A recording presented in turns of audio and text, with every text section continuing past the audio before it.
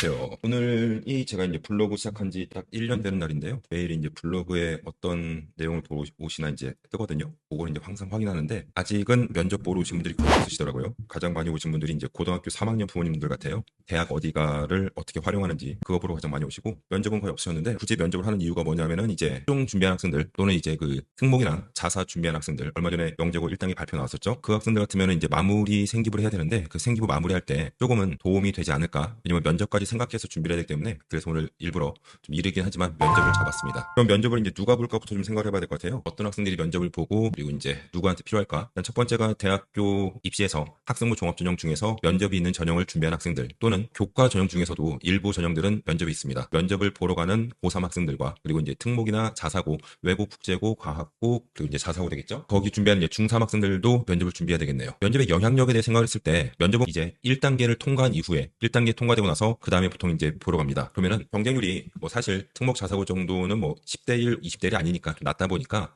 큰 차이는 없긴 한데요. 대입 면접 같으면은 경쟁률이 뭐 낮은 데는 10몇 대 1부터 높은 데는 60, 70 올라가겠죠. 그럼 1단계가 통과되고 나면은 보통 나하고 비슷한 아이들이 많이 모여 있습니다. 그러다 보니까 면접에서 어느 정도는 내가 1단계에서는 좀 뒤에 후순위에 있었지만 면접을 잘 봤을 때 앞으로 좀 갈 수 있는 그런 상황이 될 수가 있습니다. 면접을 보는 학생들 같은 경우에는요. 면접에서 가급적이면은 최선을 다해서 좀 좋은 평가를 받아서 본인이 이제 1단계에서는 좀 후순위에 있었다 하더라도 다시 이제 합격권 내로 들어가면 좋겠네요. 또는 이제 1단계에서 이제 후순위에 있다가 면접을 좀 잘 봤는데 그래도 최초 합에는 못 들어간 경우가 있어요. 그렇다 하더라도 이제 그 추가 합격이 있으니까 최대한 잘 보는 게 제일 좋을 것 같습니다. 그다음에 면접할 때 가장 이제 아이들이 착각하는 게 지가 하고 싶은 말을 하고 와요. 지 말을. 면접은 나를 뽑아달라고 하는 겁니다. 그래서 선생님들이나 교수님들이 나에게 듣고 싶은 말을, 나에게 듣고 싶은 키워드라든지 내용들을 갖다가 말을 해야 됩니다. 그래서 항상 입시는 내가 중심이 아니고 나를 뽑아주는 그분들을 중심으로 해서 그분들이 원하는 그런 답변을 할 수 있도록 노력을 하고 준비를 해야 됩니다. 근데 우리 아이들이 좀 그 대화를 잘 못하는 케이스가 많거든요. 얘기를 잘 못해. 평상시에도 요즘 초딩들 같으면은 옆에 친구들이 앉아있음에도 불구하고 카톡으로 얘기하더라고요. 카톡이랑 뭐 DM 보내면서. 얘기를 좀 많이 안 하다 보니까 집에서 부모님하고 얘기를 하던지 아니면 학원에서 뭐 학원쌤하고 또는 이제 학교에서 준비를 시켜줄 테니까 어른들과 대화하는 방법을 좀 배워야 됩니다. 우리 아이들이 그 얘기하다 보면요. 말을 잘 끊어요. 그리고 상대방 말을 잘 안 듣고 끝까지 자기 얘기만 합니다. 집에서 아이와 대화 나눠보시면 좀 감이 오실 거예요. 아, 얘는 왜 말귀를 못 알아먹지? 내가 물어보는 것에 좀 딴 얘기를 많이 하네 그런 느낌들.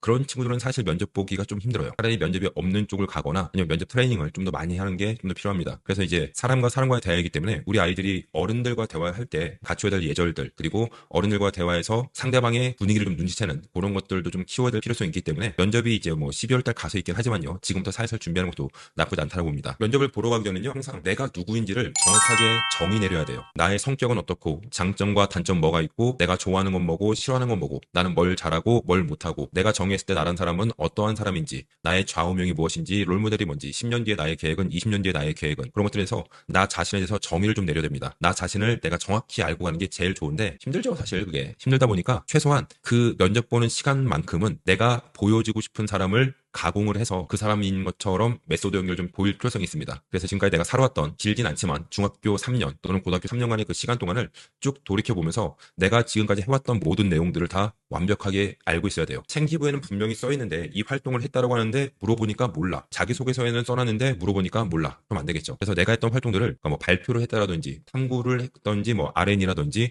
내가 읽은 책들 또는 동아리 활동들 또는 학급에서 했던 역할들 봉사활동 등등을 정확히 알고 있어야 됩니다. 그래서 그 내용들이 좀 많이 까먹을 테니까 기억이 나면 제일 좋고요. 안 나면은 조금은 포장해서 만들 필요성도 있습니다. 그리고 이제 고입과 다르게 현재 대입에서는 가장 큰 걱정거리 중에 하나가 뭐냐면요. 얘가 우리 학교에 와서 우리 학과에 와서 끝까지 공부를 할까가 제일 큰 걱정 중에 하나입니다. 아이들이 자꾸만 나가니까 자꾸만 이제 의대 갈게요 나가고 약대 갈게요 하고 나가다 보니까 대학교 측에서는 상당히 좀 예민해진 상태예요.